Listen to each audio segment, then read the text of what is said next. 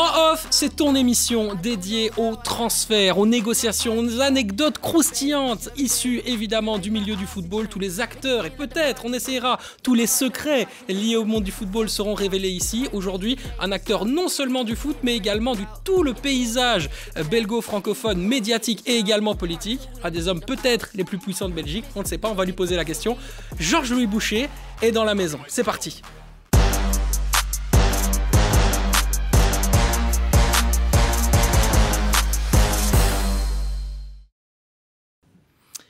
Ça va, t'aimes bien l'introduction? Ouais, elle est pas mal. Il y a pire, quoi. T'as déjà été un peu moins bien accueilli dans d'autres plateaux. Ouais, c'est clair. Ouais, c'est Comment tu vas? Très bien. Très bien. Beaucoup de boulot, mais ça va. Ça se passe bien. Non, mais c'est vrai que, tu sais, on prend jamais le temps de demander comment vont les gens. Donc, je me suis dit que j'allais commencer comme ça. Ça, ou alors quand on le fait, parfois on n'écoute pas la réponse. Ça, c'est un vrai problème. Ouais, bah oui, parce que... Faut tester quand quelqu'un passe d'une personne à l'autre en lui disant ça va. Lui dire non. Pour voir si la personne s'arrête, c'est souvent un bon truc. Ouais, c'est clair. Dis, je voulais te demander, bon, là, sur l'intro, j'ai dit que tu es l'homme le plus puissant du paysage médiatique. Je vais un peu trop fort ou objectivement on peut le dire?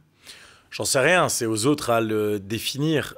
Mais c'est clair que le fait d'être président du premier parti francophone et donc présent dans tous les gouvernements, c'est évident que ça donne une responsabilité à tout le moins. Après, pour le reste, une fonction, ça dépend ce que vous en faites. C'est comme dans tout. Vous pouvez avoir une fonction et pas l'utiliser. Vous pouvez mal l'utiliser ou vous pouvez l'utiliser justement pour changer les choses. Je crois que par exemple qu'on a pu faire avancer le débat sur la question du nucléaire, sur des réformes en matière sociale qui d'ailleurs font beaucoup débat aujourd'hui. Donc oui, je pense que c'est ça, en fait, le vrai pouvoir en politique, c'est de changer le cours des choses. C'est ça qui est vraiment important. C'est pas une question de poste, c'est pas une question de titre, c'est vraiment la capacité qu'on a à faire changer les choses. Entre nous, dans la vie, c'est ça le vrai pouvoir. Et donc, parfois, c'est pas toujours les gens qui ont... ça dépend pas toujours de votre fonction ou de votre position. Ça dépend surtout de votre capacité à faire changer les choses. C'est pour ça que les gens disent souvent que c'est les milliardaires qui sont en fait les plus puissants parce que c'est eux qui tiennent l'argent et aujourd'hui, c'est l'argent régit le monde, quoi. Après, ça dépend comment ils l'utilisent. Si, par exemple, vous prenez quelqu'un comme Bolloré en France, il a de l'argent, mais il a acheté des médias et il a influencé la création de nouveaux médias. Et donc, à partir de là, oui, il a du pouvoir. Après, il y en a d'autres, ils ont énormément d'argent, mais ils n'ont pas de prise de position sur le plan politique. Ça se voit dans le foot, par exemple. Le Paris Saint-Germain, c'est un club qui a une vocation à influence politique. On le sait, la place du Paris Saint-Germain a un impact aussi à la fois sur l'organisation du championnat, mais même dans la vie politique française par rapport à l'entrée des Qataris en Europe et en France. À côté de ça, il y en a qui ont un usage peut-être d'un club de foot qui serait uniquement parce que ça leur plaît sur le plan sportif. Mais en général, la volonté d'influence est quand même présente dès que vous prenez un peu de place. Il y a même des artistes qui peuvent avoir une volonté d'influence. On peut être dans le spectacle et de se dire je peux influencer aussi l'opinion des gens.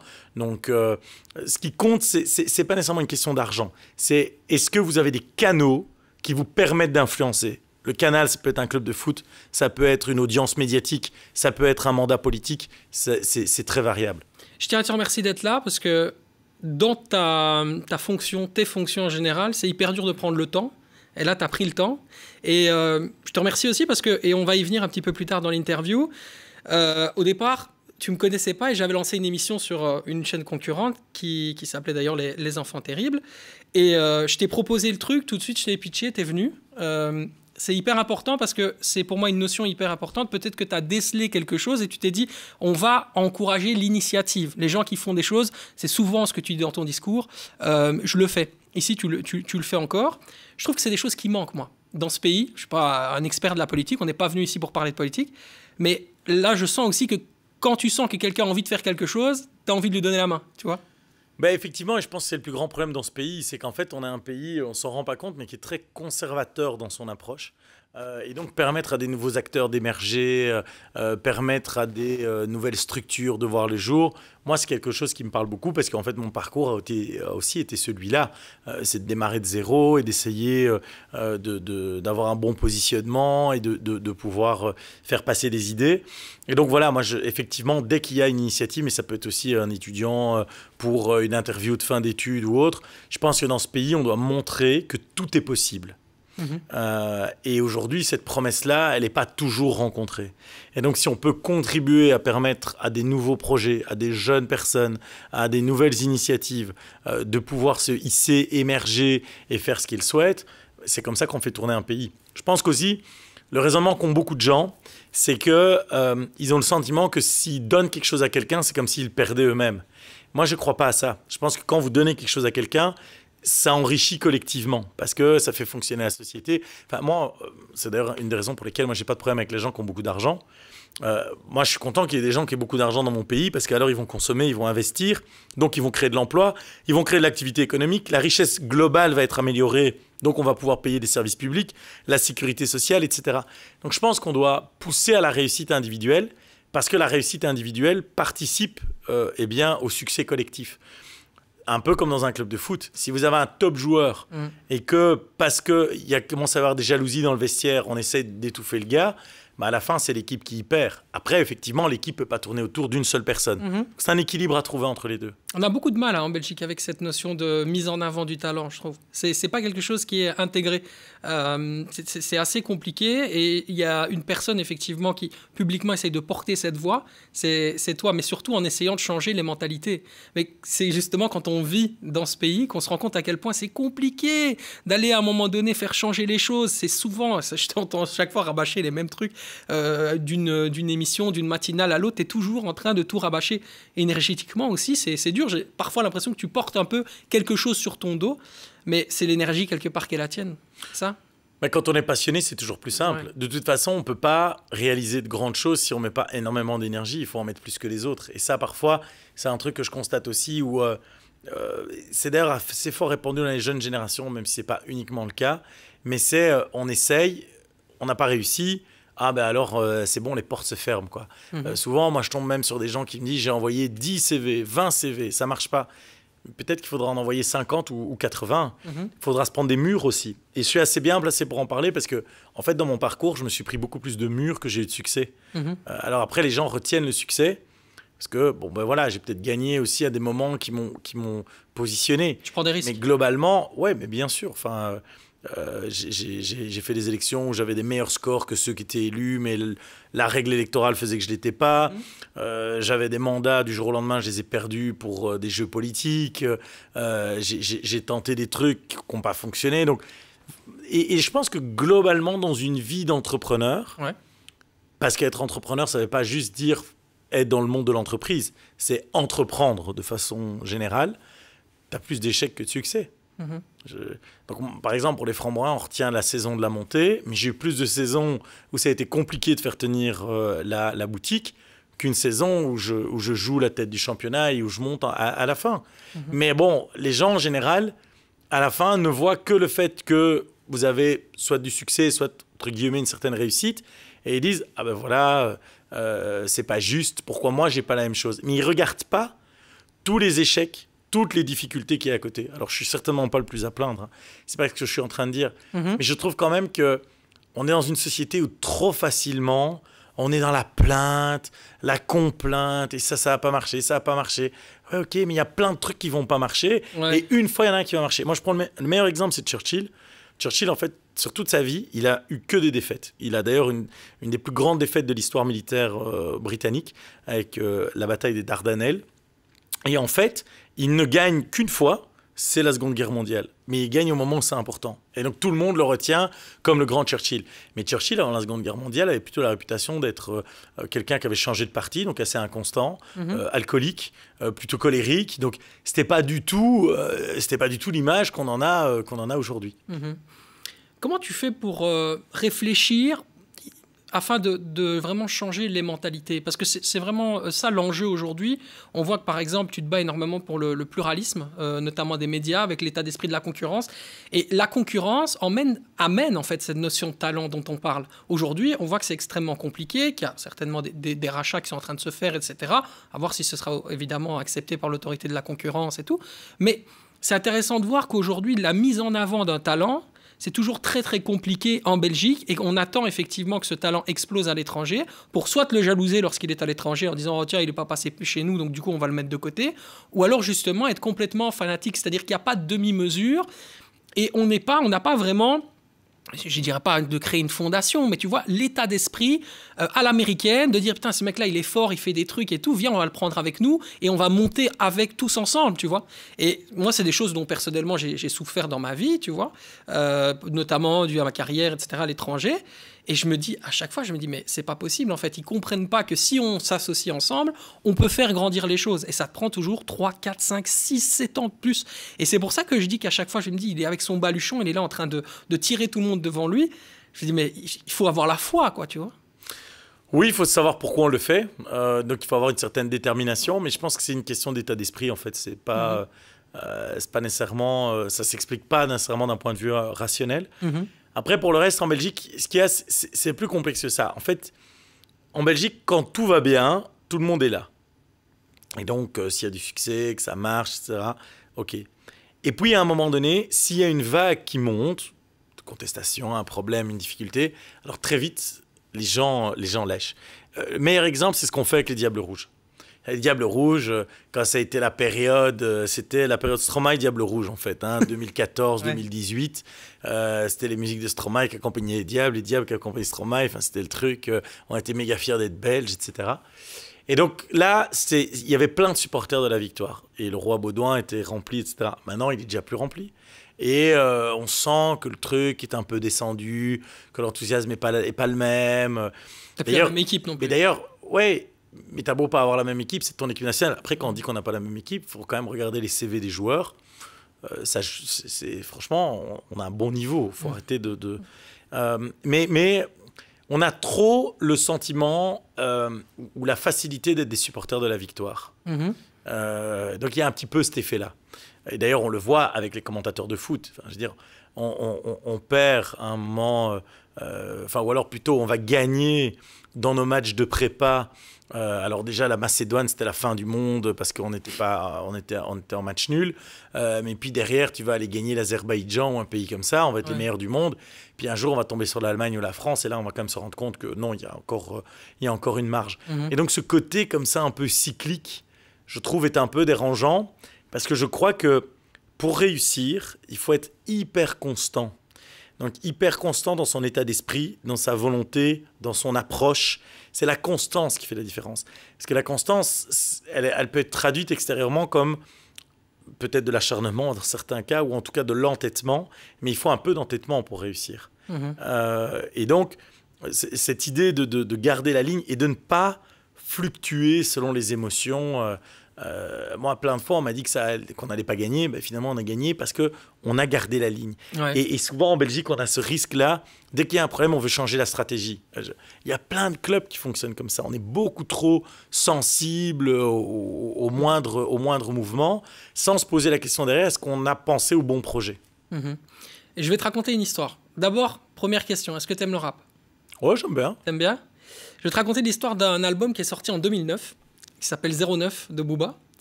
Quand Booba sort cet album, il est extrêmement décrié. C'est un album qui, à un moment donné, va être complètement lavé par la critique, les gens l'écoutent pas trop, etc. Tu sais pourquoi? Parce qu'il est l'homme à créer aujourd'hui ce qui est utilisé partout, c'est-à-dire l'autotune. Quelques années plus tard, cet album deviendra absolument classique. Et parfois, cette histoire-là, j'ai l'impression que c'est toi. C'est-à-dire que je vais la transposer à ton histoire, de sorte à ce que tu la comprennes un peu mieux. C'est-à-dire que je pense que tu as compris là où tu voulais aller, mais tu vas parfois très loin, trop loin pour les gens, parce que tu es en avance sur comment est-ce que c'est en train de se développer, parce que tu vois ce qui se fait aux États-Unis, parce que tu vois un peu ce qui se passe au Moyen-Orient, etc., la manière dont la vie est en train de fonctionner, la manière dont les gens bougent et dont on est en train de le faire. Et la vérité, tu vois la façon dont c'est ici, et t'es très mal compris par rapport à ce que toi, tu as envie de advenir dans les prochaines années. Est-ce que tu as parfois, justement, ce sentiment-là d'être incompris? Oui, mais ça ne me dérange pas dans le sens où je sais que le temps donne raison. Donc, par exemple, sur le nucléaire, on était tout seul au début, mais le temps m'a donné raison. Sur la réforme du système social, par exemple, sur le fait qu'on avait un chômage à vie, au début, on ne pouvait pas le dire, que c'était un problème, mais le temps a donné raison. Et je suis certain, même sur des sujets plus polémiques, certains conflits, par exemple au Moyen-Orient, le temps donne raison. Et donc, ça ne m'inquiète pas. Au contraire, je pense que Ce qui est le plus important, c'est même pas ce que les gens disent à l'instant T. Le plus important, c'est de se dire, est-ce que la position que je défends, je pourrais en être fier dans 5 ans ou 10 ans? Et je te remercie pour le remarque parce que c'est assez juste dans le sens où moi, je constate que j'ai beaucoup de mes collègues politiques qui sont très inquiets de ce que les gens vont penser maintenant. Mais ça, c'est pas important. La question, c'est est-ce que ce que je défends est juste?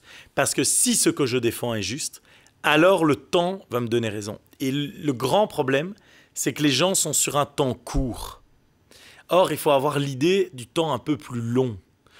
On mène la stratégie sur la durée, on prend des positions parce que l'évolution va donner raison. Moi, j'ai compris où est-ce que toi, tu voulais aller. Tu vois ce que je veux dire? Ouais. Il y en a qui ne voient pas, qui, Oui. entre guillemets, Mais à un moment... toi, tu montres la lune, il y en a qui regardent le doigt. Oui, mais tu à un vois, c'est moment ça donné, l'idée. oui, mais à un moment donné, les gens vont le comprendre. Et on le voit, je l'ai montré sur différents sujets, même sur les enjeux budgétaires qu'on a aujourd'hui. Avec le temps, les gens réalisent. Alors souvent, ils ne réalisent pas pour une raison qui est simple. C'est simplement parce qu'on ne donne pas toujours la bonne information. Les gens, ils ont leur vie aussi. Et leur vie, ça leur prend énormément d'énergie. Donc, le temps de s'intéresser à tous les problèmes du monde, etc., bon, tout le monde ne l'a pas. Moi, c'est mon métier. Et donc, il y a aussi l'idée qu'il faut expliquer. Et là, revient l'idée de... Il faut vraiment tout le temps insister. Ça, c'est fondamental. Quand j'en vois certains qui font un premier essai, disent « les gens n'ont pas suivi, donc ça ne marche pas », je dis « mais c'est une blague ou quoi ?» Il faut réessayer 10 fois, 100 fois, 1000 fois avant que ça fonctionne. Pour reprendre une image du foot, Luis Enrique avait cette fameuse phrase, je ne vais pas vous expliquer parce que vous ne pourriez pas comprendre, qui est devenue d'ailleurs le titre d'un reportage que Canal+ lui a consacré. Super docu. Oui, c'est terrible. Mais c'est ce qu'il a fait. C'est-à-dire qu'il a construit une équipe. Je pense que vraiment le match référence, c'est Leipzig en Ligue des Champions, où là, il y a vraiment un tournant pour Paris qui fait la suite de la saison. Mais Leipzig, ça arrive, on est au mois de janvier, hein, déjà à ce moment-là, quand le match a lieu. D'ailleurs, moi je suis à l'école royale militaire pour négocier l'accord de gouvernement, donc on doit être la dernière semaine du mois de janvier. Et pourtant, c'est seulement à ce moment-là que le déclic arrive. Avant ça, il y a une saison et demie où tous les commentateurs sont up and down avec Luis Enrique. Ouais. Mais il a construit son projet, il a avancé, il savait où il allait, donc il a maintenu. Ça, je pense que c'est important dans la vie comme en football. Tu me dis ce que tu en penses, hein. Mais si tu n'avais pas la politique, je pense que déjà avec ta vision entrepreneuriale, selon moi, tu serais déjà plus en Belgique aujourd'hui. Tu serais dans des pays comme Dubaï, des pays où à un moment donné, il y a peut-être une dynamique en termes d'énergie où tu n'es pas obligé de tendre l'autre joue tous les jours. Parce que c'est ce que tu es en train de faire en fait. Tous les jours, tu es là et tu dis j'accepte d'en prendre plein la gueule parce que vous ne comprenez pas ce que je veux faire, tu vois. Mais parce que tu crois à ton projet, c'est très bien, tu vois. Oui, mais si tu n'étais pas dans la politique, tu te serais quand même, je pense, garder d'avoir cette agressivité-là tous les jours, quoi. C'est même pas que les gens comprennent pas. Je pense que les gens, au contraire, il y en a beaucoup qui comprennent, qui adhèrent. Mais c'est dans le petit milieu, quoi. C'est les jeux de rôle, c'est les gens qui s'offusent d'un truc. Mais en fait, je sais qu'eux, ils sont pas choqués parce qu'ils savent très bien que c'est pas choquant en tant que tel ou que voilà, la situation est plus complexe. Mais ils font semblant et ils font les grands airs et ça me rend malade. C'est infernal. Pour être clair, moi, c'est parce que j'aime mon pays. Et que je veux qu'à la fin, je puisse me dire que si j'avais pas été là, les choses auraient été différentes. Donc, je veux pouvoir me dire que j'ai influencé positivement l'évolution de mon pays. Mais dans les faits, si je ne devais pas y arriver, ou si j'étais pas en politique, oui, c'est clair que je serais plus en Belgique. Il y a une petite bonhomie à la Sarkozy, là, quand t'as fait avec tes mains. mais en tout cas, clairement, je serais plus en Belgique. Et on a cité des pays comme les Émirats, ou le Qatar, ou autres. Dans ces pays, quand on y est, on a le sentiment que tout est possible. Et ce sentiment a disparu des pays européens. Pourquoi ? Parce qu'on a trop de réglementation, trop de fiscalité, trop de carcan un peu social où on vous dit « ça, on ne peut pas faire ». Mais pourquoi ? Il y a une loi qui l'interdit ? Non, alors on peut le faire. Et il y a un problème aussi avec le succès qui n'est pas assez valorisé. Et donc moi, j'assume, tout en étant politique, moi je ne considère pas, par exemple, qu'à 5 ou 6 000 euros par mois, on est riche. Ce que certains de mes collègues essayent de faire croire. Enfin, c'est ridicule, on peut avoir de l'aisance, c'est pas grave d'avoir de l'aisance. Et entre nous, c'est pas un crime d'être riche. Mais c'est clair. Si tu t'allumes la télévision en Belgique, c'est un vrai crime. Oui, t'écoutes les gens, c'est un problème. Mais pas les gens. Ça, je ne suis pas d'accord. Moi, je pense qu'il y a une majorité dans ce pays, une majorité silencieuse, qui n'a aucun problème avec le succès, qui n'a aucun problème avec l'argent, qui n'a aucun problème avec ses valeurs plutôt de droite, et d'ailleurs les élections l'ont montré. C'est plutôt dans le monde médiatique. Le problème de nos pays, c'est qu'on a des élites autoproclamées dans le monde médiatique, dans le monde de la magistrature, dans le monde de l'université, où on a des mecs comme ça qui s'estiment avec leurs grandes valeurs, leurs grands principes. Et pas tout le monde. Hein. Il y a d'excellents universitaires, il y a d'excellents magistrats, il y a d'excellents journalistes. Toi, tu veux changer ça. Mais il y en a quelques-uns. Mais en tous les cas, moi, j'en ai un peu marre de la chape de plomb, quoi. Que ces gens-là nous disent qu'on doit penser, pas penser, le bien, le mal, le machin. Par exemple, c'est un très bon exemple. Moi, j'étais un des seuls, non, j'étais le seul en fait, à soutenir en Belgique qu'il ne fallait pas boycotter la Coupe du Monde au Qatar. Pourquoi ? Parce que je savais qu'on allait devoir négocier avec eux du gaz. Je savais aussi que, de toute façon, il y a des opportunités commerciales. Je savais aussi que c'est un pays qui peut être notre allié à bien des égards, parce que c'est un pays qui a une vraie ouverture sur le reste du monde, qui aujourd'hui joue un rôle central, bien supérieur à sa taille. Et donc je m'étais dit, mais pourquoi les boycotter ? Je veux dire, à un moment, si on les boycotte, on va encore être perdant. Avec aussi un autre élément, c'était l'idée, oui, mais ils n'ont pas nos standards. Et moi, j'en ai un peu marre. L'Europe est en train de faire la leçon à l'ensemble du reste du monde. On dit aux États-Unis qu'ils n'ont pas choisi un bon président. On dit aux pays arabes qu'il ferait mieux de respecter les femmes. Et on dit aux Chinois qu'en gros, tout ce qu'ils font, il n'y a rien qui va. Sauf qu'on est dépendant des Américains pour la défense, pour notre protection. On est dépendant des pays arabes pour notre énergie. Et on est dépendant des Chinois pour notre industrie. Je trouve ça toujours un peu bizarre de faire la leçon à des gens dont on a besoin. Et donc voilà, moi j'ai plutôt cette idée de me dire, oui, il faut avoir une plus grande ouverture sur le monde et réaliser à quel point aussi le monde bouge vite, change vite.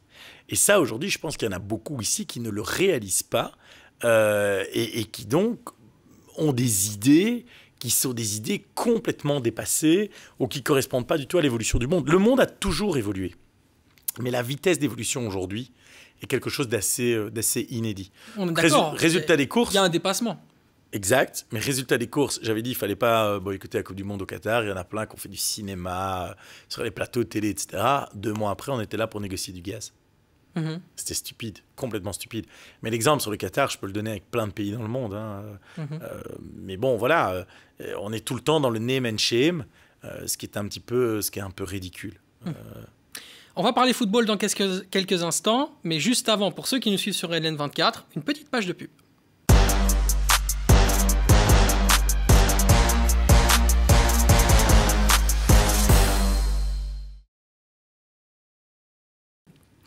Et tu vois, cette vision très politique que tu as fondamentalement sur le monde et cette façon d'essayer de se battre pour faire évoluer les choses, est-ce que tu l'adaptes aussi à ta position de président de club au Royal Framborin ? Oui, effectivement, parce que c'est un club qui était en amateur, qu'il faut professionnaliser, donc il reste encore du travail, surtout que je ne suis pas tous les jours au club, contrairement au parti. Et donc je pense que je pourrais le faire plus vite si j'étais tous les jours au club. Mais voilà, néanmoins, on essaye d'amener ce changement. Je pense aussi qu'au niveau de la Pro League, au fur et à mesure, c'est logique, il y a une légitimité qui se crée avec le temps. Mais je pense qu'on a fait une erreur sur le format de compétition. On est d'ailleurs en justice pour régler ça. Je crois qu'on est en train de faire une erreur aussi dans la stratégie des droits médias. Et donc, oui, j'essaye vraiment d'amener une autre vision. Moi, ce qui m'a le plus frappé, c'est à quel point le football belge était aujourd'hui... Donc, il y a quelques clubs qui sont gérés de façon très professionnelle, mais globalement, ça reste quand même une vision qui est très court terme, sans stratégie.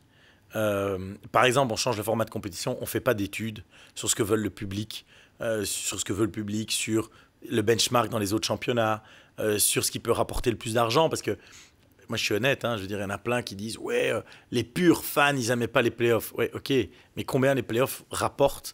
Et les playoffs, ça met un coup de projecteur sur le foot. Parce que on est dans un milieu où on doit à la fois satisfaire les supporters tradis, donc les mecs qui, à 4 ans, allaient au match avec leur père, qui ont acheté des maillots chaque saison, etc., bien sûr. Mais si on veut créer de la valeur pour le sport, et donc faire en sorte que le foot reste le sport roi, il n'y a pas le choix. On doit aussi attirer la jeune fille de 23 ans qui va regarder le dernier match de la saison parce que le titre se joue entre 3 équipes grâce au système de play-off, comme on l'a eu avec l'Antwerp il y a 3 saisons. Ouais. Voilà, on doit attirer aussi le gars qui a toute sa vie joué au tennis, mais se dit ah bah ouais, ok, je vais aller acheter un repas parce que c'est the place to be ce match-là. Et donc, si on n'arrive pas à comprendre ça, on est mort. Et toute cette stratégie, elle est inexistante dans le football belge. Et donc, les clubs sont là en train de dire... par exemple, en football belge, on est capable de changer le format de la compétition uniquement sur le fait parce qu'on promet à des clubs amateurs 50 000 balles, quoi. Ou voire à des clubs professionnels 100 000 euros. Mais je leur dis, mais les gars, 100 000 euros, c'est un tiers de votre mois. Donc, c'est un tiers d'un mois en termes de charges. Et encore, Tu peux aller les trouver ailleurs, c'est ça que tu veux dire. et c'est surtout, tu ne veux pas te faire acheter sur un modèle. Ton modèle économique, c'est ce qui te rapporte les millions. Et toi, tu es prêt à laisser tomber sans études, tout ça parce que tu as un gain à court terme. C'est hallucinant. Parce qu'ils sont dans l'urgence, en fait. Les clubs de football ne fonctionnent que par urgence. Il y a 3 clubs aujourd'hui qui sont en bénéfice en Jupiler Pro League. C'est pas parce que tu es dans l'urgence que tu dois faire n'importe quoi. Et donc, au contraire, la question à te poser, c'est comment je fais pour sortir de l'urgence. Donc, moi, par exemple, j'ai consacré beaucoup de temps pour aller chercher des investisseurs.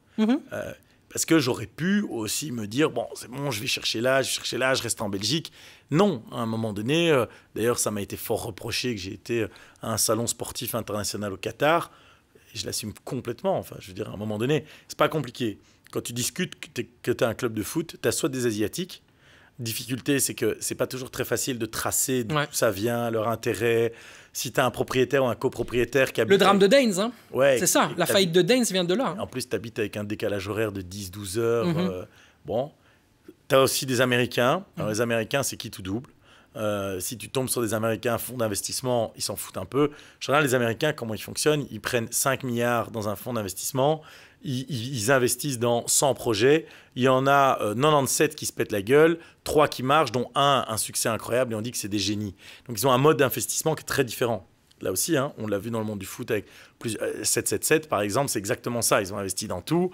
Le truc, à un moment, s'est effondré et il suffit de voir le standard. Oui, on a reçu Bruno Venanzi qui a expliqué ça la semaine dernière. Et donc, voilà, c'est un peu un qui tout double.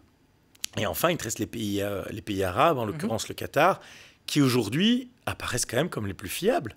Moi, on peut m'expliquer ce qu'on veut, mais les Saoudiens qui sont propriétaires de Newcastle, le Qatar qui est propriétaire du Paris Saint-Germain, mais également de Pen, désolé, t'entends jamais avec les pays arabes que les mecs sont barrés du jour au lendemain en laissant la caisse vide. Jamais, jamais. Mais ils choisissent leur projet. Ça veut dire que, si tu arrives à les convaincre, c'est top. Mais attention, parce qu'ils ne vont pas choisir n'importe quoi. Oui, mais parce que justement, les gens pensent, et ça c'est la grande erreur de ceux qui ne connaissent pas, c'est que les Qataris ils auraient tellement d'argent, ou dans les Émirats ils auraient tellement d'argent, qu'en fait ils le dépensent n'importe comment. C'est pas vrai, ils font des investissements, ils font des positionnements stratégiques. Et donc, voilà, c'est pas, ça prouve justement tout le sérieux. Mais donc aujourd'hui, si on regarde la carte mondiale, ben, c'est là où ça se joue. Donc oui, c'est clair qu'il ne faut pas être plus idiot qu'un autre. Mais je pense que la difficulté de la Belgique, pour revenir à la question initiale, c'est que cette stratégie n'existe pas. On est vraiment dans de la course. Il y en a quelques-uns qui l'ont. Moi, je peux saluer le travail que fait Salvatore Curaba à la Louvière. Ah, c'est bien que tu le salues, parce que vous êtes quand même un peu des rivaux. On est des clubs rivaux, et franchement, je ne vais pas te cacher que je peux lui dire, ça lui fera plaisir. Mais ça m'énerve, parce qu'on a toujours battu la Louvière. On est monté avant la Louvière en football professionnel. Et là, en fait, en 2 ans, bam, bam, ils sont repassés devant. Donc voilà, j'espère les retrouver un jour.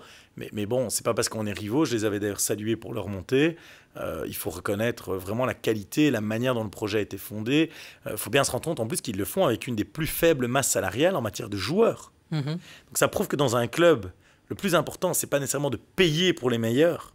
C'est de créer une discipline, un esprit et un mode de fonctionnement qui fait que tout le monde rentre dans un état d'esprit de victoire. C'est la méthode. C'est une question de méthode. À la Louvière, je vais être honnête et je ne veux pas être insultant par rapport aux joueurs, mais quand on les a joués l'année passée en Challenger Pro League, il n'y a pas un joueur où je me disais « celui-là, il fait vraiment la différence, c'est lui que je veux, combien il faut, etc. » Non. Mais j'ai vu une équipe qui était très organisée, qui ne faisait pas beaucoup d'erreurs, pour ne pas dire quasi jamais, et qui, quand il y avait une occasion de mettre un but, le mettait. C'est simple. Le football, c'est simple. Surtout quand on a des masses budgétaires faibles. Il ne faut pas essayer de commencer à jouer à la Luis Enrique, parce que pour jouer comme Luis Enrique, tu as besoin de cam, tu as besoin de marchandises pour faire ça. Si tu as des bons joueurs, mais pas des joueurs nécessairement exceptionnels, tu dois revenir à des principes fondamentaux. La Louvière joue de façon relativement simple, intelligente, efficace, et c'est un peu à l'image du projet. C'est un projet qui est habilement construit. Le problème, c'est que des structurations comme ça, il n'y en a pas tant que ça. Même dans le top du top, très franchement, on voit qu'à pas mal d'endroits, ça bricole encore beaucoup. Je te vois sortir du bois, de plus en plus sur le foot. C'est un sujet sur lequel médiatiquement tu as envie d'aller. On sent que tu as envie d'exprimer un peu ta passion, tu as des idées, etc. Si moi, demain, je te mets à la position de Laurine Pareil, sans CEO de Pro League, le premier truc que tu fais, c'est quoi? Tu vas aller chercher les Qataris, tout ça? Donc, d'abord, non, mais je veux dire un truc, mais je veux être vexant. Donc, moi, j'aime beaucoup Laurine, donc il n'y a pas de problème sur le plan personnel. Ouais. Je pense que le grand problème de la Pro League aujourd'hui, c'est que la Pro League est trop dépendante d'un ou deux clubs, et en l'occurrence de Bruges. Moi, le sentiment que j'en ai, c'est plus qu'un sentiment. C'est qu'en fait, Bruges et quelques copains se mettent d'accord, et puis après, on fait en fonction. La réforme du calendrier, c'était vraiment ça. Enfin, du championnat. Je crois que c'est passé 5 fois en Assemblée Générale. Donc on votait jusqu'au jour où ça passe. Et on est arrivé pour essayer d'aller chercher des voix à un modèle mais complètement lunaire, avec les U23 qui ne peuvent pas descendre de Challenger Pro League vers National 1. Pourquoi? Parce qu'en fait, ils avaient besoin des voix de Genk. Et comme Genk était dernier du championnat de Challenger Pro League, ils ont dit « Ok, à Genk, t'inquiète, tes U23, ils vont rester en Challenger Pro League. Et comme ça, tu peux voter pour nous. » Clac, ils les ont attrapés. Puis, ils sont passés dans ce championnat de 16 à 18, qui est une folie furieuse. Parce que pourquoi on avait passé le championnat à 16? Parce qu'on sait qu'en Belgique, il n'y a pas le fric pour jouer à plus de 16 en Division 1. Mais pourquoi ils ont fait ça? Pour aller choper les voix de Charleroi, de Malines. Donc, tous ces clubs qui sont un peu milieu de tableau, parce qu'ils se sont dit, OK, à 18 clubs, c'est plus moi qui vais descendre. Par contre, à 16 clubs avec les 3 derniers qui sont concernés par les playdowns, à un moment donné, ouais, ça devient extrêmement dangereux. D'ailleurs, Charleroi sortait d'une saison où ils avaient eu des sueurs froides. Et donc, on a en fait pas négocié une réforme de championnat dans l'intérêt du football belge.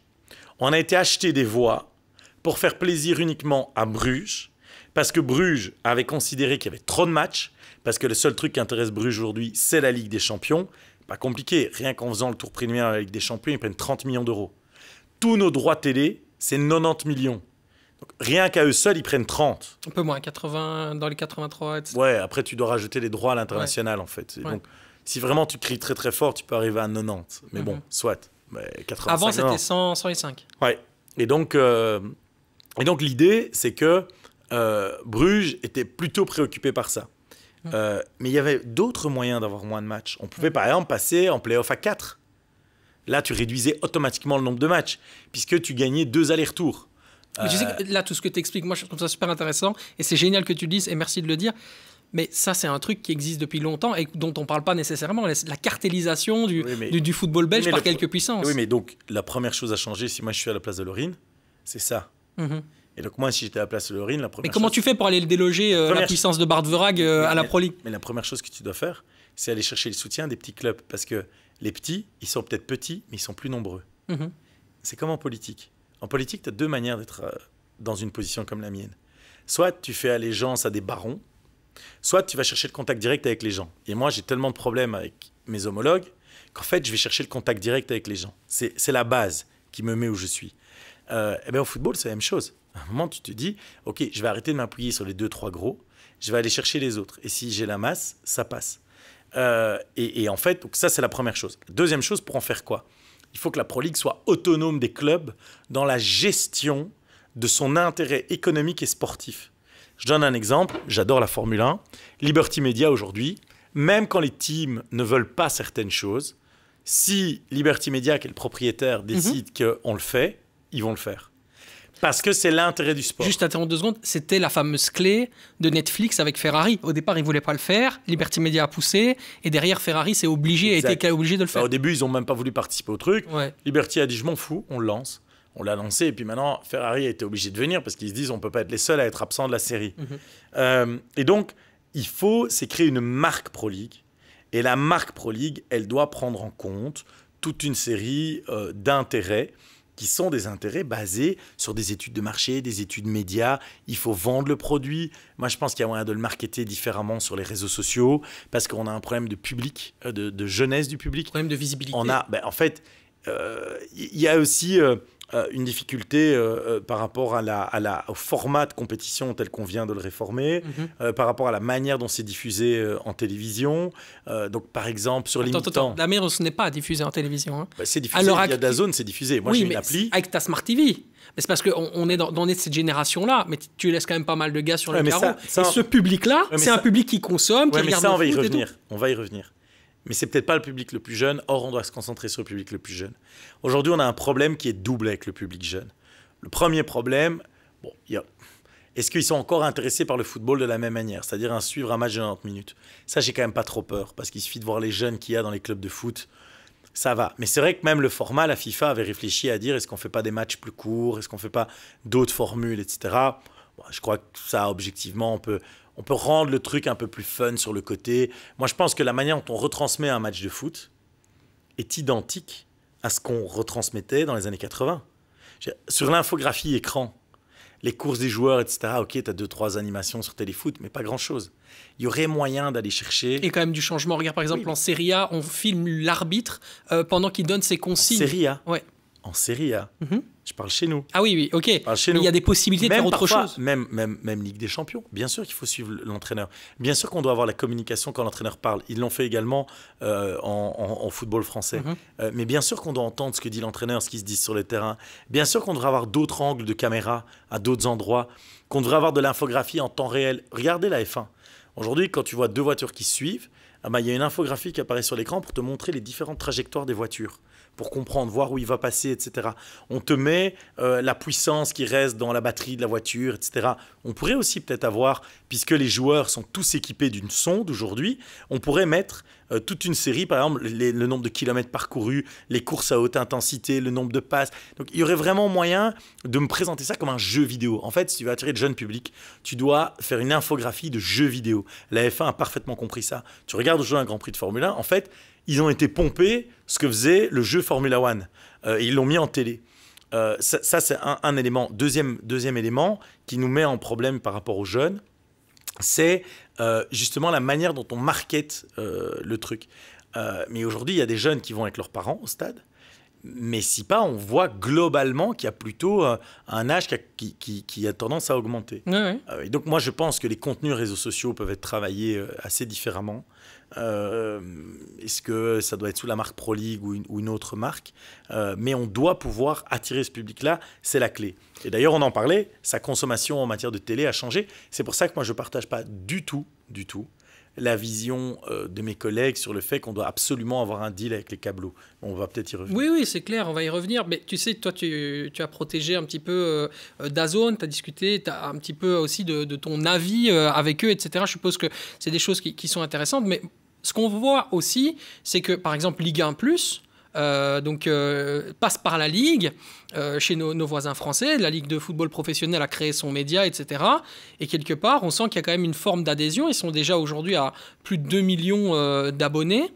Mais en Belgique, est-ce qu'on a le public pour ça? Est-ce qu'on a les consommateurs pour aller justement chercher? Est-ce que justement, on pourrait quantifier le nombre de personnes qui pourraient regarder et derrière aller chercher des acteurs privés, des mecs qui vont sponsoriser derrière, et ça te fait une certaine manne, et derrière la Ligue peut rétribuer les clubs comme ça. Je sais pas, tu vois, c'est des idées qui me viennent dans la tête. Il faut trouver de l'argent à un moment donné. Je pense en tous les cas que quoi qu'il arrive, la mentalité doit changer. Alors, est-ce qu'en Belgique, on peut trouver entre 500 000, parce que c'est ça la réalité, entre 500 000 et 1 million d'abonnés pour justifier les droits du foot? Parce qu'il y a aussi je pense, une très mauvaise connaissance de ce qu'est DAZN dans le grand public. Et c'est de leur faute, ça, éventuellement. Enfin, même assez fortement. C'est une société privée, donc c'est un peu leur responsabilité. Ouais. Donc, parce que quand tu prends un abonnement DAZN, si tu les prends en début de saison, tu as des promotions, tu l'as pour 20 € par mois. Tu as accès au championnat d'Italie, à la Liga, tu as accès au championnat de Belgique D1, D2, tu as accès à la NBA. Enfin, je veux dire, le nombre de programmes que tu as. Quand je vois que moi, je claque 120 € par mois pour Proximus, Internet, téléphone, machin, 120 €. Très franchement, je me dis, bah, ça va, quoi. Si j'ai envie... parce que pour avoir quelques chaînes normales, je peux avoir un abonnement beaucoup moins élevé. Et je me prends ça pour 20 € et j'ai plus cassé. Donc, il y a cet élément-là. Il y a l'élément de dire, il faut... Le plus grand problème du marché belge, c'est même pas encore de trouver 500 à 1 million de personnes qui vont acheter, c'est d'habituer le consommateur à payer pour regarder la télé. Ça se fait pas chez nous. Ça se fait partout dans le monde. Aujourd'hui, il n'y a pas un endroit dans le monde où vous pouvez regarder la Formule 1 sans acheter un abonnement. C'est pas possible. Ça, c'est ton combat. Apple TV, F1, ouais, non, mais clair. Apple TV a acheté les droits pour la Formule 1 aux États-Unis. Tu dois prendre Apple TV pour regarder la Formule 1. Et le football, c'est la même chose partout. Nous, on a encore l'idée que c'est les câblos, donc ouais, je prends peut-être un petit supplément sur ma facture Proximus, mais globalement, ça reste sur la télé classique. C'est pas valorisé comme il le faudrait, quoi. Mais c'est même pas une question de valorisation, c'est juste que ce modèle économique ne fonctionne plus.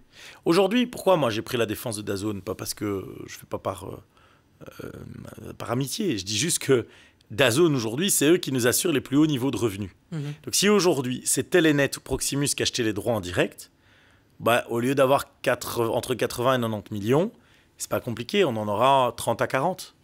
Ouais. C'est ça la vérité. Est-ce que les clubs aujourd'hui sont prêts à diviser par 2 leurs résultats? Alors, ça induit l'autre question, c'est de dire, mais est-ce que, d'une certaine manière, les droits n'ont pas été achetés trop cher par rapport à la capacité de commercialisation? Moi, je ne pense pas. Tu as deux visions des choses. Soit tu te dis, les droits ont été achetés trop cher, donc on va les acheter moins cher la prochaine fois. Soit tu te dis, comment j'augmente la valeur? Comment j'augmente la valeur de ce qu'on regarde? Mais ce que tu peux faire aussi, si je me permets juste, c'est faire le choix entre deux visions de la chose. La Ligue 1 a clairement choisi de développer son propre média et grâce aux réseaux sociaux d'aller chercher des abonnés directement. Mais toi, par exemple, avec ton réseau, tu as une carte à jouer au sein de la Pro League. Tu peux aller chercher des beIN Sport, des Sky Sport, des... Je veux dire, tu as le réseau pour ça. Tu pourrais les aider formellement si tu prenais un peu de galon dans CA. Je pense qu'aujourd'hui, on doit commercialiser DAZN avec les clubs. Parce que, par exemple, on pourrait très bien envisager une formule où tu achètes ton abonnement et pour un supplément, clac. Mais tu as confiance en DAZN vraiment avec tout ce qui s'est passé en France, la façon dont là maintenant ils sont en train de renégocier pour les contrats, etc. C'est compliqué quand même. En fait, moi j'ai confiance en tout le monde tant que tout le monde gagne sa vie. À partir du moment où tu as un partenaire qui ne gagne pas sa vie ou qui estime ne pas la gagner, et là ils perdent, fatalement, qu'ils vont être nerveux et qu'ils vont faire n'importe quoi. Donc on doit s'assurer une vraie rentabilité pour le partenaire. Et comment on assure une rentabilité? Je le répète, moi je pense que plutôt que de s'entêter à vouloir faire des négos avec Telenet et Proximus, quitte même à perdre un peu d'argent au début, en tout cas pour DAZN, on doit rentrer dans un modèle où on va fidéliser les gens et les habituer. Encore une fois, tu achètes un abonnement dans un club, tu rajoutes 60 € ou 100 € et clac, tu as un abonnement pour 6 mois à DAZN. Pourquoi pas? On peut utiliser tous les réseaux des clubs. C'est là où le problème de la Pro League, que la Pro League n'est pas une marque. Si la Pro League était le manager de la compétition, comme la Première Ligue en Angleterre, elle pourrait imposer des trucs. On pourrait dire, voilà, on va tous jouer avec DAZN sur le maillot, sur une des manches par exemple. Parce que les droits télé méritent aussi la visibilité de la chaîne. On va faire des packages. Certains clubs le font, d'autres non. Exact, parce que DAZN paye sur certains clubs ou pas. Par exemple, DAZN est partenaire de Bruges. Ouais. C'est aussi simple que ça. On aurait d'ailleurs pensé le format de compétition avec l'opérateur télévisé. On aurait pu lui dire, on va te donner autre chose.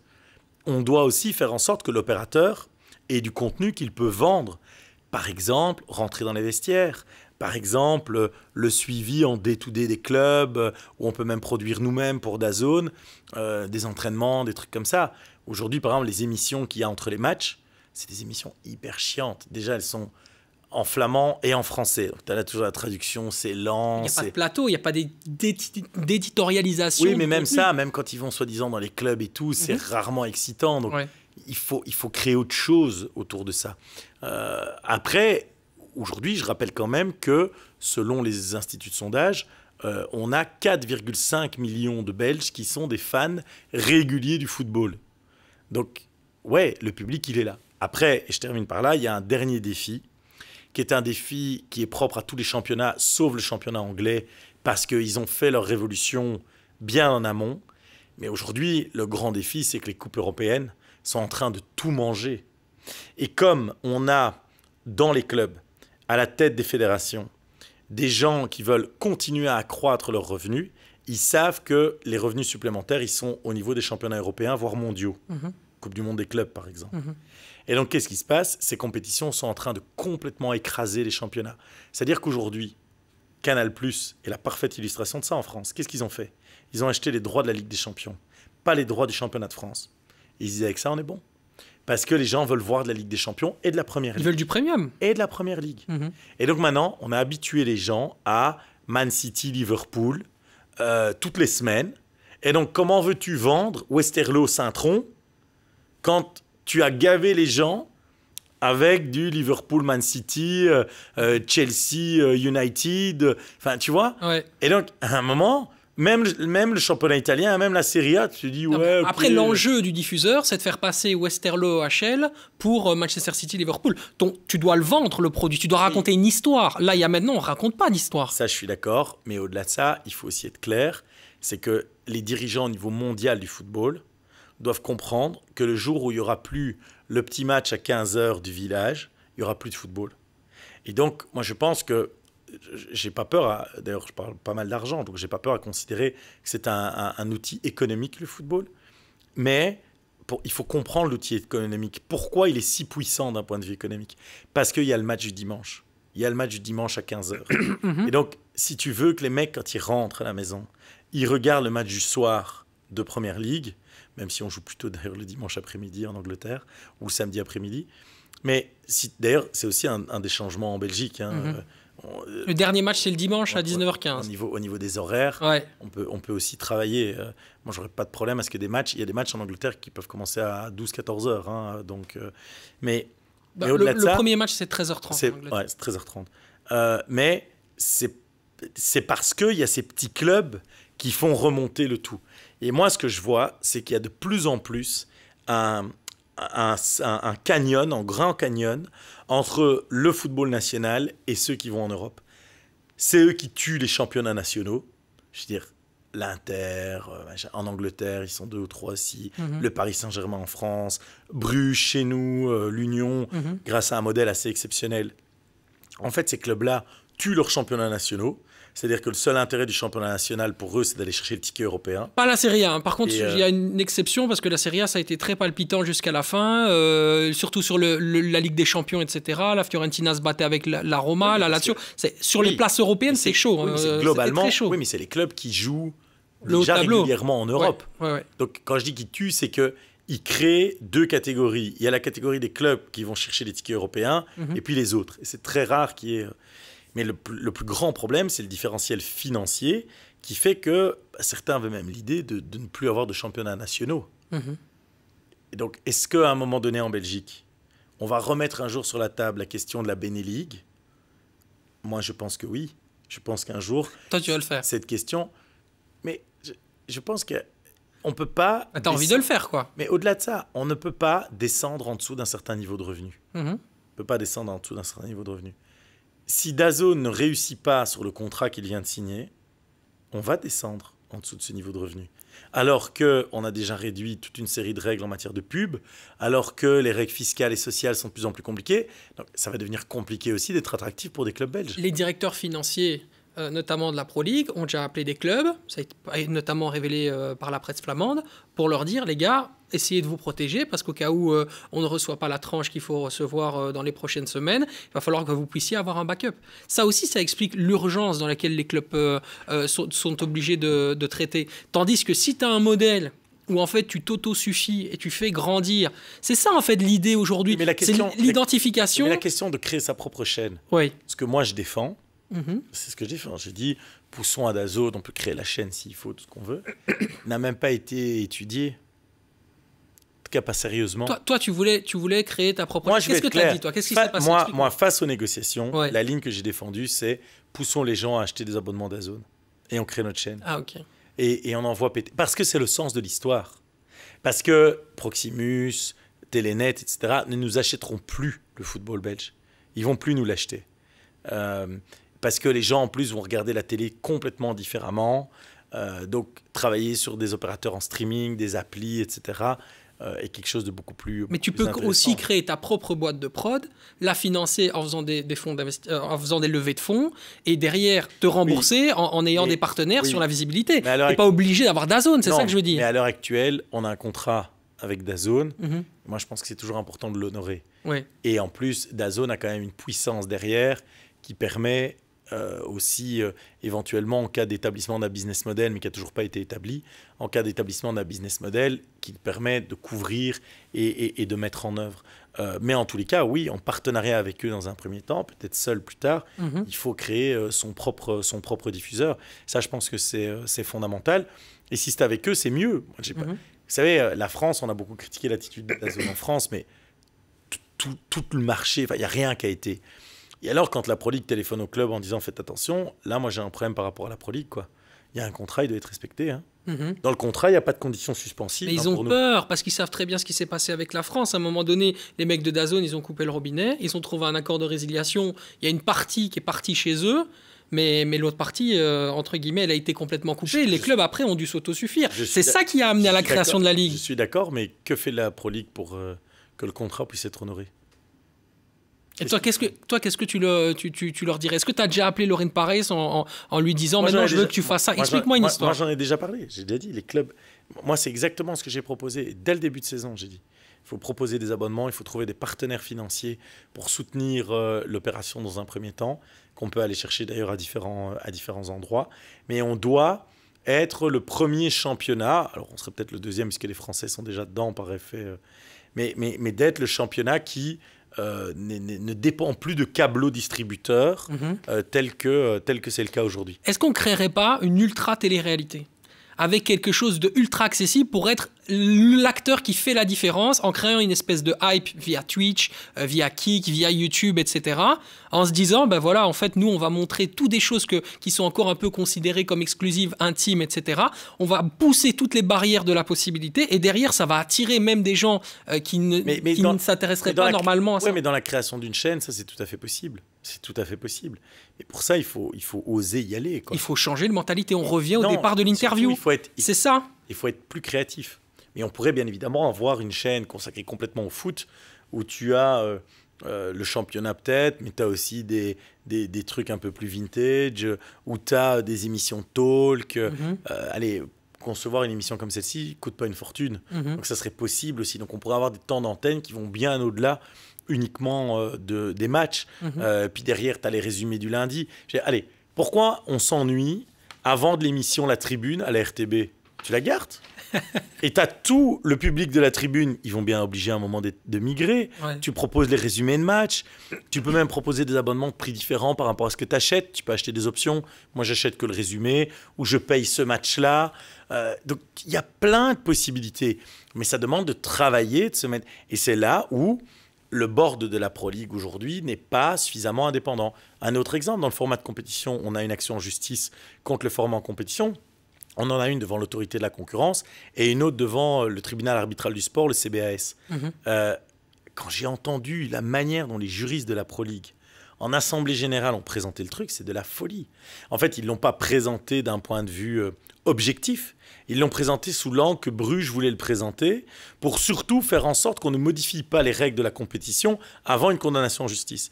Mais condamnés, ils seront condamnés. Il y aura des indemnités.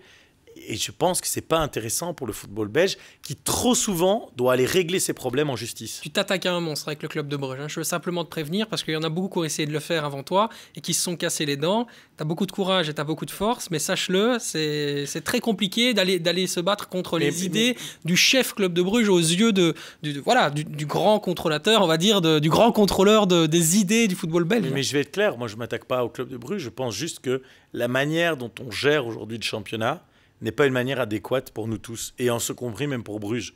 Bruges croit que c'est son intérêt, mais c'est son intérêt court terme, parce qu'il s'en fout du championnat belge, mais qu'il n'oublie jamais qu'en fait, ils ont le ticket européen via le championnat belge. Donc le jour où on va commencer à perdre des tickets européens, ça ne va pas être bon pour Bruges non plus. Donc c'est là-dessus qu'il faut plutôt essayer de raisonner les uns et les autres.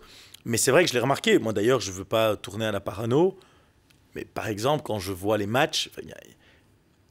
Le problème du football belge, c'est qu'il fonctionne par caste. Ce n'est pas une démocratie, le football belge. Et il n'y a pas une égalité des chances. Il fonctionne par caste. Moi, par exemple, quand je regarde l'arbitrage, je suis toujours très surpris d'une série de décisions qui nous concernent. Mais très, très, très, très surpris. Oui, ça c'est un énorme débat. C'est mais pas vraiment le sujet de l'émission. Mais je vois ce que tu veux dire. Mais que le sifflet Mhm. tombe toujours du mauvais côté vis-à-vis de certains clubs et plutôt du bon des autres. Oui, je t'avais déjà vu complètement fou là, sur un terrain. En plus, c'était même pas pour une décision arbitrale, parce que je pense beaucoup de choses des arbitres, mais je préfère le garder pour moi. Et donc j'attends que le match soit terminé, je vais leur parler après, parce que je trouve que s'en prendre à un arbitre, c'est la pire des choses qu'on puisse faire. Et donc à l'époque, c'était uniquement parce que l'entraîneur adjoint de Lokeren m'avait insulté. Et je suis jamais venu aux mains. J'ai été lui parler de façon vigoureuse. Le problème en football, c'est que dès que tu t'avances vers quelqu'un pour lui parler de façon vigoureuse, tu as toujours 40 mecs qui se mettent autour de toi comme si tu allais le tuer. Mais, allez, je sais pas du tout. Qui peut croire que demain, je vais aller frapper un gars? Ça n'a strictement aucun sens vu ma position. Alors je peux être très passionné, mais je demeure toujours rationnel malgré tout. On va jouer à un jeu. On va se détendre un peu. On va faire un tu préfères. Tu préfères l'argent ou le pouvoir? Bon, le pouvoir. Le pouvoir dans le sens influencer et changer le cours des choses. Mais l'argent n'a jamais été un moteur. J'ai toujours considéré que si je travaillais, il y aurait de l'argent. Voilà, c'est pas ça qui me motive, quoi, franchement. Diriger un club de foot ou diriger un parti politique? C'est presque la même chose, en fait. Ah oui, tu dois choisir. Il y a un avantage à diriger un parti politique, c'est que tu maîtrises plus de choses. Parce qu'il y a un aspect sportif qui, quand même... Mais il y a un grand avantage à diriger un club de foot, c'est que tu as un résultat concret et objectif toutes les semaines, ce qui est beaucoup plus relatif en politique, parce que y a toujours plein de manières d'interpréter les choses. Donc, franchement, impossible à dire. Non, les deux dans ce cas. Le football ou la Formule 1? Ça aussi, c'est super compliqué. Moi, je pense que c'est la Formule 1. Je pense que je préfère la Formule 1 au football. À voir comment, à chaque fois, quand tu dois discuter de trucs qui n'ont rien à voir, tu reviens à la F1, etc. Tu vois, tu as fait le truc avec Liberty Media. Non, mais je l'ai fait plusieurs fois ici parce que la F1 est vraiment un exemple de valorisation ultime d'un point de vue financier du sport. Les types, ils ont fait x20 sur la valeur de la Formule 1, donc c'est assez exceptionnel aujourd'hui ce qu'ils ont réalisé. En fait, ce qu'il y a, c'est que la Formule 1 a un caractère plus exclusif. Ça, c'est clair. Et donc, le foot t'émerveille, le foot t'apporte plein d'émotions. Mais la Formule 1, c'est très rare. Je veux dire, il y a 20 pilotes, 22 l'année prochaine dans le monde. Il n'y en a que 22. Tu as 11 patrons d'écurie à partir de l'année prochaine, encore une fois, avec l'arrivée de Cadillac. Et donc, il y a quand même... Tu as un Grand Prix dans ton pays. C'est pas que... Voilà. Donc, il y a quand même un côté exclusif qui... Ouais, j'avoue. Et alors, il y a un autre truc qui n'est pas présent dans le foot, même si c'est un peu présent. Mais je suis un grand malade de technologie. Et la Formule 1 est le sport technologique par excellence. Et donc, tout ce qui est progrès technologique est quand même très présent. Et la dernière, diriger un pays ou diriger un team de F1? Oh, ça, c'est méga chaud. Ah ouais, bah oui, j'ai fait exprès. Disons que j'ai plus de chances de diriger un pays maintenant. Ah oui, la chance, ça, je m'en fous. Mais que si certains ne veulent pas que je dirige le pays, il faut peut-être me proposer de diriger une écurie de Formule 1. Ouais, hein, ça serait incroyable. Mais au moins, tu serais dans ta passion tous les jours et tu aurais moins de problèmes. Non, moi, j'ai 3 passions. Depuis que je suis enfant, j'ai 3 passions. La politique, le foot et la F1. Il se fait que, en politique, je suis extrêmement actif. Je suis dirigeant de club pro en foot. Et en Formule 1, je fais de la course auto. J'ai pas mal de copains là-bas qui me permettent d'y accéder. Donc, j'ai une chance incroyable dans la vie. C'est que les 3 passions que j'avais quand j'avais 4-5 ans, aujourd'hui, je peux être actif ou du moins inclus dedans. C'est quand même assez rare. Et ça, c'est une chance extraordinaire. Il y a une phrase qui m'a beaucoup touché dans un débat qui est parti, mais complètement en sucette sur une autre chaîne, où à un moment donné, ça a fusé de... Moi, je ne comprenais rien à ce qui s'était passé. Déjà, faire débattre quelqu'un sur 15 minutes, c'est quelque chose de compliqué. Mais tu as dit une phrase qui, moi, m'a touché, parce que ça convient à qui tu es, c'est important. C'est que tu dis que... Tu as dit, je te cite, je viens d'un milieu où on comptait les pièces de 20 francs pour faire des courses. Les gens ne se rendent pas compte de ça. Non, ils ne se rendent pas compte parce que de un, je milite pas dans un parti de gauche, parce que quand je vais sur un plateau, je porte une cravate, mais je le fais parce que je considère que c'est le respect de la fonction. Mais oui, et puis mon prénom laisse peut-être penser à autre chose. Mais ouais, c'est ma réalité, donc je connais la valeur des choses, je sais aussi ce que ça représente de se battre. Et d'ailleurs, mon référentiel est souvent le monde du sport. Parce qu'en fait, le monde du sport demande énormément d'efforts et d'abnégation. Et je pense qu'il y a que ceux qui font du sport ou qui suivent le sport ou qui sont dedans, qui s'en rendent compte. Par exemple, pour les joueurs de foot, moi, depuis que je suis dirigeant de club, je me rends compte de plein de choses que j'aurais pas réalisées. Je veux dire, en fait, c'est dur d'être footballeur. Les gens regardent de l'extérieur la vie de Cristiano Ronaldo, de Messi, etc. Ok, mais il y a des milliers et des milliers de footballeurs qui ont des vies, ils sont loin de chez eux, ils vont à l'entraînement le matin, l'après-midi, ils sont chez eux tout seuls. Alors, ok, c'est des jeunes mecs, donc peut-être qu'ils courent les filles, etc. Mais globalement, ça ne te remplit pas non plus. Et puis, il y a quand même, si tu veux faire carrière, tu dois avoir une hygiène de vie très importante. C'est un grand problème en Belgique. Il y a beaucoup de grands joueurs en Belgique qui se sont brûlés parce qu'ils n'avaient pas l'autodiscipline. Et ça, il y a tout un aspect où les gens ne voient pas. Un petit peu comme je disais tout à l'heure, les gens voient le succès. Donc, ils voient Cristiano Ronaldo sur un super bateau, il n'est pas à plaindre, sur un super bateau, etc. Mais ils ne savent pas tous les sacrifices et tous les efforts que fait Ronaldo pour, à son âge, être encore aussi fit, aussi performant, et aussi le poids mental que ça représente. Moi, je l'ai un peu vécu après la victoire électorale de 24. C'est que quand tu fais beaucoup d'efforts et que tu arrives à un succès, tu aurais envie que le temps s'arrête. J'ai un peu ressenti ça, où je me suis dit, allez, c'est bon, maintenant j'ai gagné, je vais avoir la paix. Et c'est génial. C'était le début. Et en fait, tu dois te remettre très vite dans la dynamique. C'est un peu comme un joueur qui a gagné la Ligue des Champions en mai. Et 1er juillet, fin juin, il revient à l'entraînement. Et puis, s'il est au Paris Saint-Germain, il se retrouve peut-être en plein milieu du mois d'août à Lens, face à une équipe où il fait 0-0. Et ils ont 0 points tous les deux au championnat. Et ça, je crois que les gens ne réalisent pas la force mentale que ça requiert. Et c'est pour ça que le sport est une bonne référence, parce que c'est souvent des sensations très extrêmes, des bonheurs très extrêmes et intenses, des efforts très importants, des coups, des downs qui sont aussi très élevés. Je veux dire, tes joueurs, tu ne joues pas pendant 10 mois, tu es blessé, tu ne sais pas quand tu vas revenir, comment ça va se passer. Tu vois que l'équipe tourne sans toi, tu ne sais pas si ta place elle est encore là. Je pense qu'on sous-estime beaucoup ça. Et donc, quand on dit, oui, les footballeurs, est-ce que c'est des références pour les gosses ? Bien sûr, si vous montrez le jeune gars de 22 ans qui flambe parce qu'il croit qu'il est déjà arrivé, d'ailleurs ceux qui se comportent comme ça en général, ils font pas des longues carrières. Il y a toute la question sur Lamine Yamal, est-ce qu'il va faire carrière, moi je pense qu'il doit faire gaffe à pas devenir... Tu t'inviteras dans Football Total si tu veux, tu viendras en parler. Je pense qu'il doit pas devenir, il doit faire gaffe à pas devenir le nouveau Neymar. Pour le moment, il le sent pas sur son corps, parce que quand tu as 18 ans, tu peux faire la fête jusqu'à 4h du mat et être hyper performant à l'entraînement à 9h. Voilà. Il y a aucun problème. Mais quand il aura 27 ans, ça va déjà plus être la même chose. Et si un jour il veut faire une carrière comme Cristiano Ronaldo, il a intérêt à fort changer le truc. Mais donc les gens voient ça. Mais derrière l'exemple de l'effort qu'il faut pour pouvoir arriver jusque-là, moi je pense que c'est un vrai exemple, ouais. Tu sais, c'est quoi ta force, selon moi ? C'est que tu prends tout comme un jeu. Pour moi, la phrase qui te résume, c'est vraiment faire les choses sérieusement sans se prendre au sérieux. C'est vraiment ça qui te définit. Et c'est pour ça que prends le truc... C'est bizarre que tu me dis ça, parce que je pense que tu es une des rares personnes à le dire, et pourtant c'est ce que je pense. C'est-à-dire que moi j'ai toujours considéré, j'ai toujours dit aux gens, ok, tu le tentes, et si tu rates, qu'est-ce qui se passe ? À part la mort, qu'est-ce qui est irréversible ? Tu perds, tu peux gagner la semaine suivante. Non, mais je vais aller plus loin dans ce que je dis. C'est-à-dire que c'est grâce à ça que tu arrives, selon moi, à ne pas être persécuté avec toute la violence que tu te prends tous les jours. Parce que les sollicitations, ok, bon, c'est normal, tu es un homme politique de haut niveau, logique.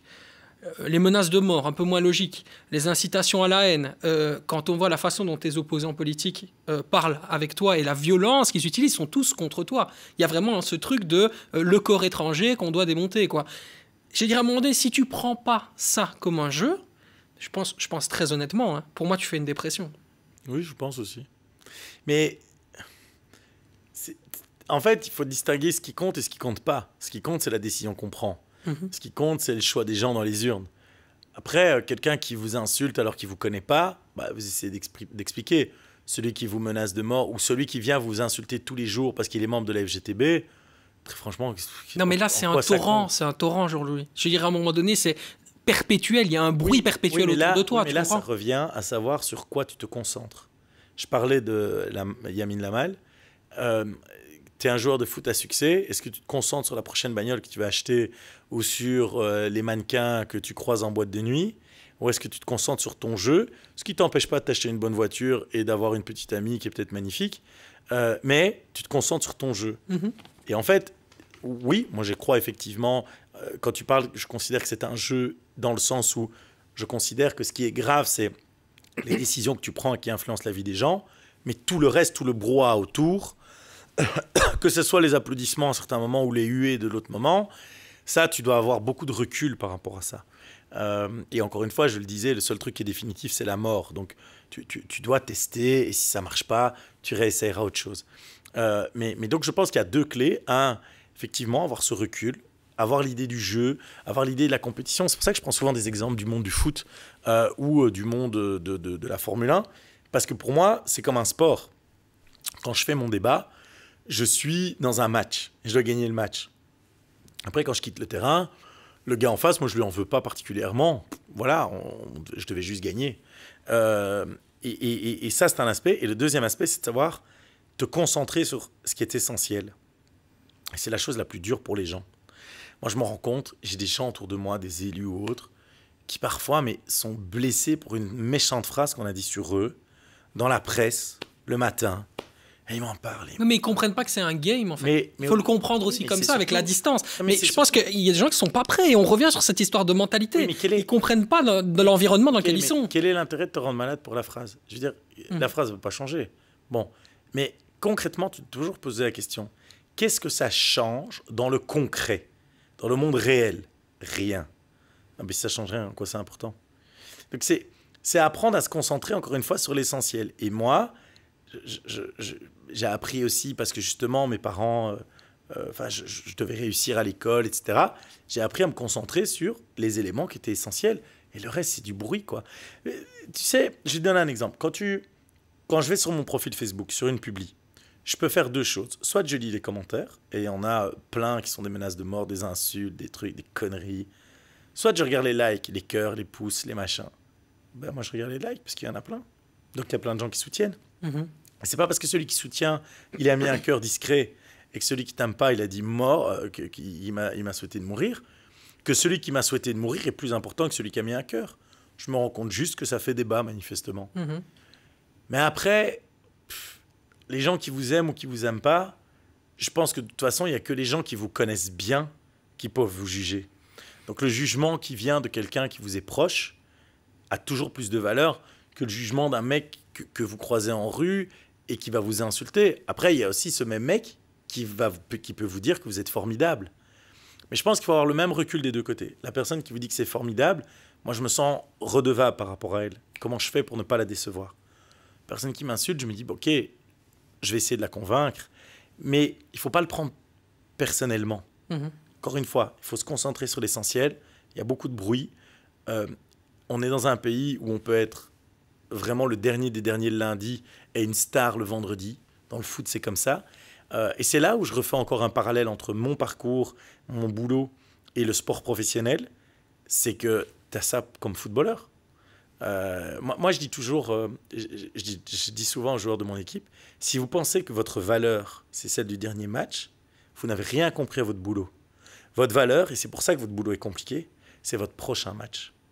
Et donc, en fait, vous ne valez rien tant que vous n'avez pas fait mieux. D'un point de vue footballistique, hein, pas d'un point de vue humain, bien sûr. Et quand tu as compris ça, tu as deux manières de le prendre. Soit tu as la manière de te dire, c'est tellement une pression importante que je ne vais pas tenir, parce que punaise, ma valeur, c'est le prochain match, donc je vais être bon, je vais être bon, je vais être bon. Soit tu te dis, non, ça m'oblige à être focus et à être sérieux pour ce match-ci, sérieux pour le match suivant, encore sérieux, etc. Voilà, moi j'ai choisi cette deuxième voie, de me dire, il faut se concentrer sur la suite et ce qui a été fait, tant mieux, mais c'est pas ça le plus important, c'est ce qu'on va seulement faire. Tout de suite, c'est la dernière séquence dans On Off. On est parti, on va mettre Georges-Louis Boucher dans la sauce.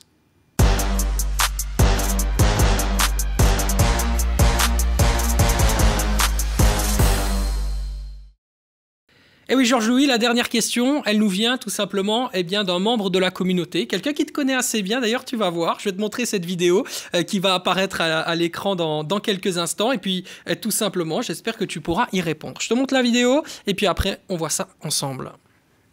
Si tu veux classer par ordre de préférence, je te donne trois possibilités. Tu me dis que tu les mets dans tes ordres de préférence. En 1, les francs-borins. En 2, la Formule 1. Et en 3, un débat avec Paul Magnette. Alors, c'est quoi ton top 3? Bise. C'est con parce que malheureusement, je risque de respecter le top 3 qu'il a donné lui-même. Ouais. Les Framborins, la Formule 1, un débat avec Paul Magnette. Mais j'ai l'impression que ça t'amuse tellement, les débats avec Paul Magnette. Oui, mais il y a un truc. Tu t'éclates. Hein. Oui, mais les Framborins, c'est aussi une responsabilité. Ouais. Et donc, ce qu'il y a, c'est que je dois faire en sorte... C'est une responsabilité plaisir. C'est une question qui nous vient d'Elisha Benkowski, qui te connaît depuis plus de 10 ans. Hein, il faut le prévenir, voilà. Et qui est un grand supporter du Sporting d'Anderlecht. Ouais. Et en fait, c'est un mélange de plaisir, mais de responsabilité. Parce qu'il y a des gens qui bossent là, il y a des bénévoles, il y a des supporters. C'est un club qui a 100 ans, alors à travers diverses fusions. Et donc, il y a une responsabilité. C'est d'ailleurs la première fois qu'on l'emmène à un tel niveau professionnel. Donc, j'espère maintenant passer le dernier étage. Donc, vraiment, je mettrais les Framborins. En 2, la Formule 1, parce que j'adore ça. Mais je n'ai pas, je veux dire, quand je vais sur un Grand Prix, alors oui, j'ai une responsabilité maintenant par rapport à Spa Grand Prix, puisque je suis vice-président de la... Tu t'impliques dans toutes tes passions, en fait. Tu vis ta vie vraiment comme un jeu, on le répète, hein, c'est incroyable. Et le débat avec Paul Magnette, oui, bien sûr, mais je préfère aujourd'hui me concentrer pour monter en division 1 avec les Framborins, parce que des débats avec Paul Magnette, j'en ai fait plusieurs. Et je pense que les gens se sont déjà fait une opinion de savoir lequel des deux était le plus crédible. Merci beaucoup. En tout cas, Georges-Louis, d'avoir été là, ça fait vraiment, vraiment plaisir. Et puis voilà, je pense qu'on a un peu plus pu comprendre qui tu étais et ce que tu voyais. Donc voilà, tu seras toujours le bienvenu dans tous mes projets, dans Off également pour les prochaines saisons, pourquoi pas. Succès en tout cas, à bientôt. Merci beaucoup, salut. Merci à vous de nous avoir suivis sur LN24 et également sur YouTube. On se retrouve très très rapidement. Pour ceux qui sont restés jusqu'à la fin, le like évidemment et abonnez-vous. On se retrouve la semaine prochaine avec encore un super invité. Ciao, ciao.